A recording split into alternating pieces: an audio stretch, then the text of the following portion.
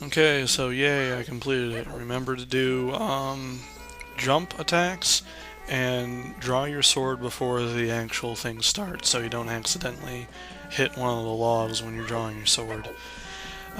Next, what I did was I got the moon tier, which you're going to need the Deku Leaf contract, which you get from giving the Deku dude the moon tier at the very beginning of the game, like during the prologue.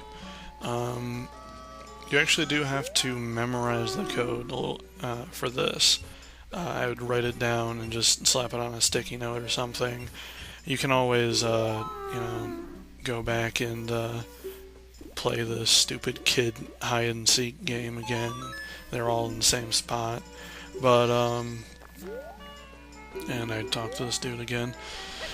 But you, after you do this, you get the bomber gang notebook, which will have the bomber gang's hideout code in it, so you don't ever have to memorize that ever again. Lucky for me, the code was actually on YouTube at the time, so I didn't have to memorize it. Alright, so this guy's kind of a fucking dick. Yeah, spun around and attacked me when I was doing a jump attack, so I put on the mask. Ooh, acid trip. Alright, so, then bubble, oh, reflected. Bubble, okay, that one actually killed him. Okay, I was a dickhead. And then you go, back to the observatory, obviously, and do the whole fucking, look at, what's his name? Skull Kid shake his ass again, and then watch the moon shoot a meteorite at you. So I'm actually going to fast forward this part.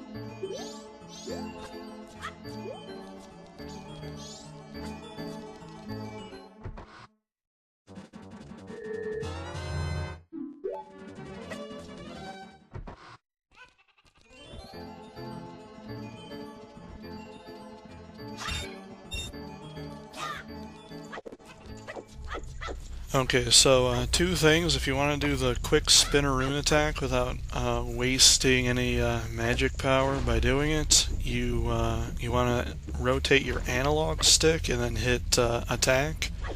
What that does is it does a very quick, very weak version of it. And two is you want to exit out of the observatory sewer thing as a human. Otherwise, the bomber kid will not give you the notebook, and you really need the notebook. It's like a quest log. It tells you all the people that you've met that have quests for you, probably going to give you a heart piece or a mask, and all the people that, you've already done shit for. And this is across all timelines. So apparently, the bombers are fighters of freedom and justice, and they're part of the Justice League, and they talk to Superman, and okay, so they have this notebook, pretty much, and, you make people happy, and you give them happy stickers. If you don't make them happy, you give them promise stickers, because, those are hard to break, obviously. Especially in sticker form. But, yeah, so after you get out of here, yeah, the stupid fucking rules. Yeah, that Skull Kid's been a real jerk. Oh boy. Little kid's gonna beat his ass. Go get him. Yeah, but, after you do this part, you're going to want to, go to the laundry pool, which is where you got the stupid little fairy before, part of the broken Great Fairy, because the Great Fairy gives you the Great Fairy mask. I'll show that in a second. Maybe. I think I'm going that way. Oh, no, what I was trying to do here was I tried to get up on top of the Squidopus minigame thing by putting that box down, and that didn't work. Stupid me, huh?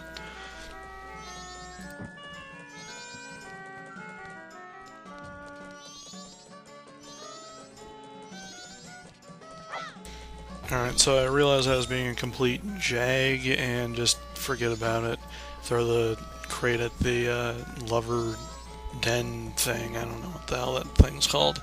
But the two in love people from Castletown. I paused the game and then came back. That's what that little cut was. But the two people who are like dancing in Castletown are in that shop, and I honestly have no idea. It's probably a minigame. So I'm going to the laundry pool, like I said before, to get the Fuckler Fairy. Yay, fairy. Please hear my plea. One of the things that you can do is ring this, and the little kid, the guy that got turned into a little kid by Majora comes out. That's his little hideout. I think he just immediately goes back in and hides, and the door's locked behind him. But I think you need the postman mask to talk to him. Either that or you can trick him by waiting until he receives a letter and then sneaking in behind him. I was just hunting for coins, or rubies right there. Coins, because, you know, I'm in Mario. But then after you get the little fairy, you obviously head to North Clocktown. Well, you'd also turn in the little tier thing. I was going to call it a ruby. The moon tier for your piece of paper. Like I said before, the piece of paper is vital to a quest line later on during the nighttime. Sir, is there a moon tier? I just so happen to have one before you even asked. How did I know? Haha. Yeah. So you give him the moon tier, and he gives you the piece of paper in exchange. You don't actually need the paper to use that little pad, but you're not even going to use that pad anyway. You're not going to use it again until the end of the game, actually. So, hey, unless you want to be cheeky and just, you know, shoot arrows at the Skull Kid. So he flies away in a very long cutscene that I couldn't seem to skip. See ya. So then, I believe I went to North Clocktown. At least I hope to God I did.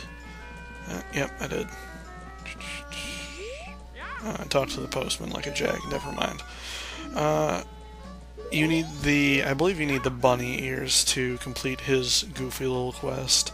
The first quest you do is you put the bunny ear mask on to get a 10-second time perfectly, because he's timing your reflexes or some dumb shit, and that gives you a piece of heart. And then you can go around and deliver letters in another quest, and he gives you the postman hat, I believe. I could be completely wrong. I haven't played this game in like 5 years, 10 years, I don't know. Oh, I missed it. Oh boy. So yeah, generally you don't want to miss your jumps. That can be very fatal in this game, especially a very small jump like that. Alright, yeah, the PS3 controller is kind of glitchy to play on this game anyway, which is, I was having trouble with the swordman challenge. So yeah, then you jump onto this tree and get a piece of heart. And you go into the fairy thing. You don't talk to this kid. He's a jerk. You go to the fairy fountain, and you don't randomly swing your sword around. What the fuck am I doing? I must have been drunk at this point in time. But yeah, you obviously you return the fairy.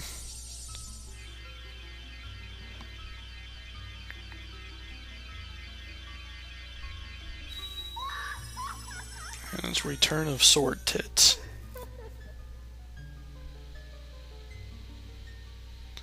She says that you already have great fairy magic, so all she can give you is this fucker mask and regenerate your magic.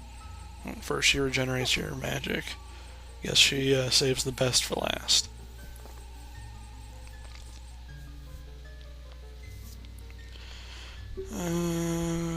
Scattered about the lands are 4 temples with fairies that suck like me. And here's a mask if you find one of the smaller fairies. The hair shimmers when you're near a lost fairy, and instead of flying away from you, they actually fly towards you with the mask on. Very, very important mask if you want to get the Great Fairy Sword and all the magic boosts in the game. The Great Fairy Sword is kind of like the Goron Sword in Ocarina. It's very, very powerful. So then I go out of here, and what you're gonna do is play the song of Double Time, because and not talk to that guy because he's a jerk. You should listen to his fucking rules again. Alright, so you go over here. I don't know why I went actually all the way over here to play the song. But you play the song of Double Time. It fast forwards till the next night or the next morning. Because at midnight, an old lady gets robbed of her little, like, item she's bringing to a store. If you let the guy rob her, you don't get a mask, and you don't get the the great bomb bag until day 2, and for a ramped up price. So I'm actually gonna fast forward through the. I'm not gonna fast forward. I'm just going to skip to where the where it becomes midnight.